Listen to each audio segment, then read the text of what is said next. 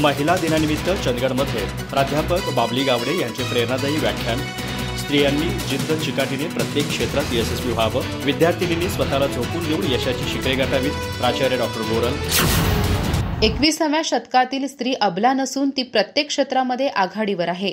ती प्रत्येक आव्हानांचा सामना आत्मविश्वासाने करत असून वेगवेगळ्या क्षेत्रात तिच्या कामगिरीचा ठसा उमटवत आहे, असे प्रेरणादायी प्रतिपादन प्राध्यापिका अंजली उर्फ बाबली गावडे यांनी केले। त्या चंदगड येथील रोभा माडखोळकर महाविद्यालयात जागतिक महिला दिनानिमित्त आयोजित कार्यक्रमात प्रमुख वक्त्या म्हणून बोलत होत्या।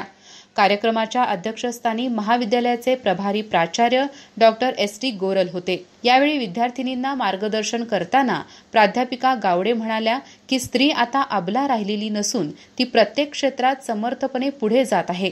परिस्थितीशी संघर्ष करत जिद्दीने आणि चिकाटीने प्रत्येक संकटावर मात करून तिने आपली ताकद सिद्ध केली आहे।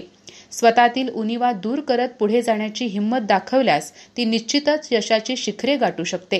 कार्यक्रमाच्या अध्यक्षस्थानावरून बोलताना प्राचार्य डॉक्टर एस.टी. गोरल म्हणाले, विद्यार्थिनींनी सावित्रीबाई फुले यांचा आदर्श घेऊन स्वतःला पूर्णपणे झोकून देत शिक्षण घेतले पाहिजे।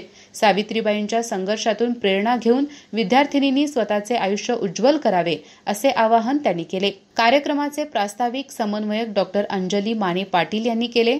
यावेळी त्यांनी जागतिक महिला दिनाचे महत्त्व विशद केले।